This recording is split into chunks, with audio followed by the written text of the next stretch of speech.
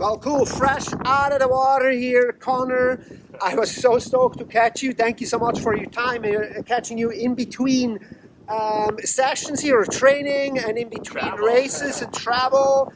We have the European Championships, which is coming off of, and we're looking at going to Poland. So, real quick, how's your state? And tell us real quick where you're at with all of that. Yeah, man, just first off, thank you for keeping everyone updated and always posted up. You know, this is such a beautiful community we have, and I just love it. So thank you. And yeah, state-wise, I'm really good. Feeling strong, fresh. Mindset is completely there. Last few years, I've been really transitioning, more focusing on sprinting and technical racing. That's what motivates me to come down to the beach every day and get on the water. And if it's distance paddling, I'm going on the Maliko no matter what. So just now, lately, having fun, keeping fresh. Had a few good races, a big win over there in Santa Monica, just coming off of Oklahoma of the 200 and the technical win. And, you know, these are all teasers almost, you know, it's not having that full, compact, all the athletes together, and that's what Poland's going to bring us. So really excited for that, kind of show you where we are in the field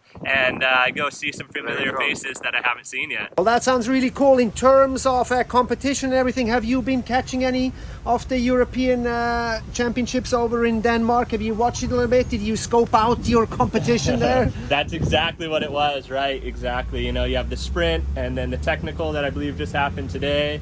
Yeah, just scoping it out, seeing who I need to be more or less prepared for. At the end of the day, I got to beat all those paddlers. So not necessarily worried about one paddler or another paddler, just worried about how I can perform personally and how I can go and do my best out there as well. But it's really cool to see not only how strong the European contenders are, but how young a lot of these guys are and how fired up they are. And it's funny to think about because, you know, take it back 10 years ago, I was in that same exact position, 16 years old, 15 years old, and chasing the Dave Kalamas, the Danny Chings, the Travises, the Jamie Mitchells, and now the whole scenario has flipped. Now I'm almost 30 years old, turning 28 over there in Poland, actually September 15th, and I got these 16 to 20-year-olds hot on my heels, if not in front of me.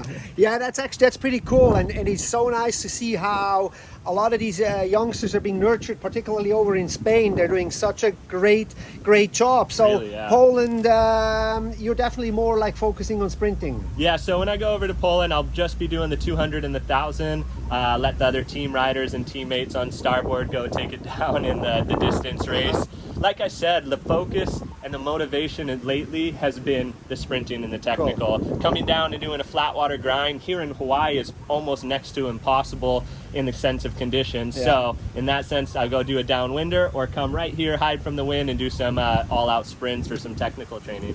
Very nice. And so after Poland, you're going to stick around in Europe a little bit, I assume a London APP tour? Yeah, so I'll be gone for about 2 weeks. Poland will be the first stop, and then straight over there to London for the second stop of the APP World Tour. And then home, because I got to get on that flight right away, because when I get home, we'll have about a week or two till Baxter number 2. So October 8th is the due date, and be shooting over there. Unfortunately, we'll be missing Korea. It looks like a phenomenal event over there, and really bummed that I'm missing that one. We'll definitely try to hit that one next year, and yeah. Cool. Well, congratulations. Awesome. Race formats and technical races and sprinting. We were watching actually over in Denmark how with the beach starts, and there was a little discussion arised on the length of the running distance off the beach. The tide was super low in the first round, and guys were running up to 50 meters. Dang, yeah. Finally the water was steeping off. Flat water starts, like we look at the ICF.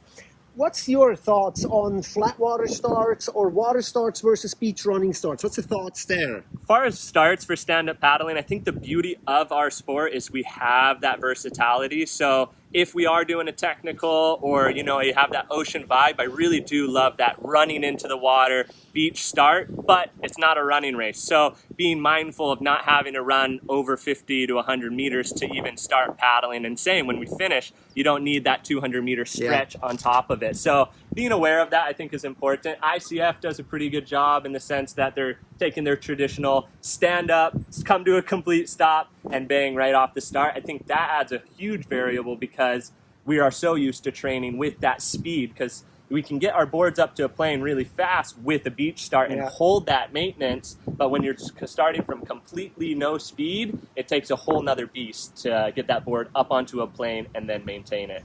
Makes a lot of sense. Makes a lot of sense. And I have to say, for my point, like the sprinting and the technical race is definitely the most exciting one to watch. Yeah. The technical race, if they're getting too long, it's getting a little hard to sit through a half an hour, 5-lap kind of race, 5 kilometers. Right. And speaking of excitement and being here on Maui, what do you think about the idea of adding flat water SUP foil pump sprint race to a SUP race?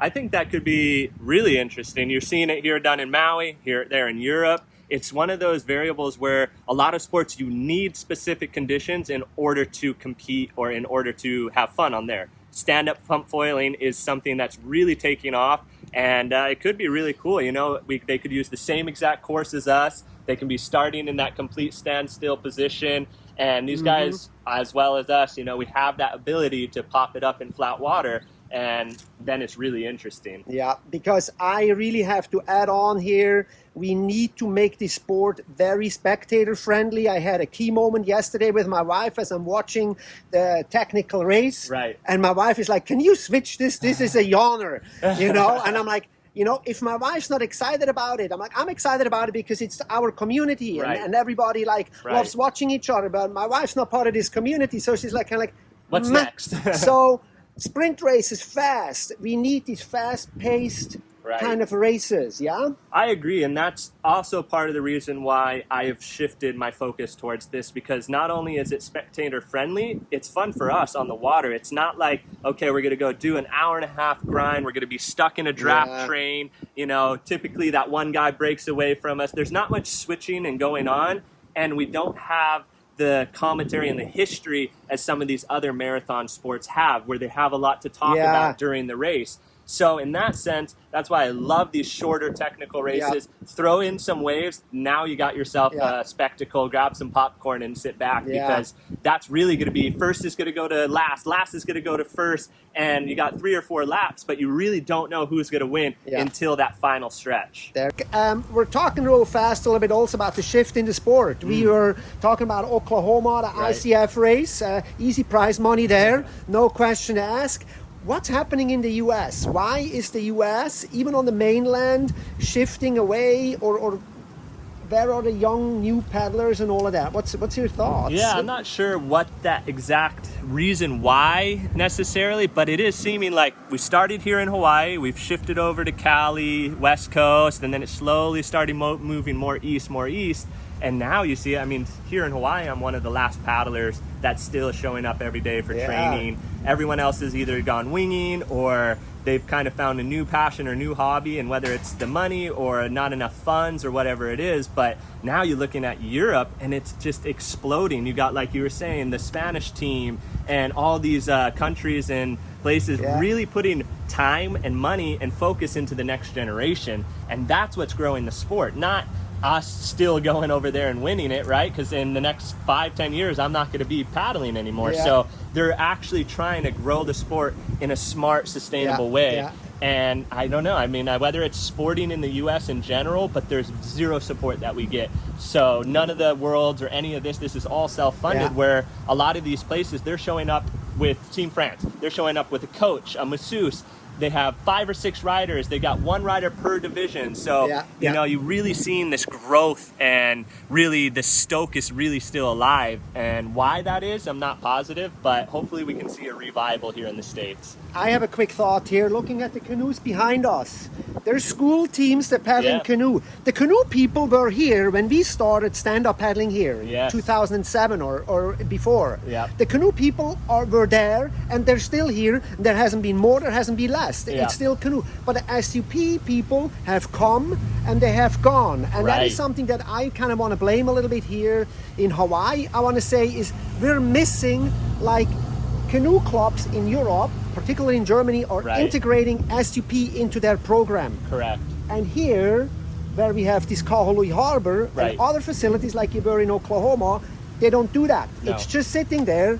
So why not having a school with a stand-up paddle team? Like you went to school in Maui, right? Maybe start a stand-up paddle team somewhere with a school and right. build it from there. I think that's where it comes from in Spain. It's coming from the clubs, right? And it's coming from the structure that is given through the Canoe Federation in some points, and in some points through the surf clubs who are adding that to their local activities. Right. So what can we do? I mean, maybe it would be a few things, because these people in Europe, Spain, France, they have something to train for and go to. These worlds, these events, they're all in Europe and all very close in retrospect for them. Here in Hawaii, for us to train or do that, what are we training for, right? We have to then hop 5, 6 hours, 12 hours, 24 hours of travel to then get to these events. Where why these canoe events here are still so big. The regattas are huge here. The families get together. All the beaches are loaded, and they're sprinting and they're going and they're doing their competitions. So whether it's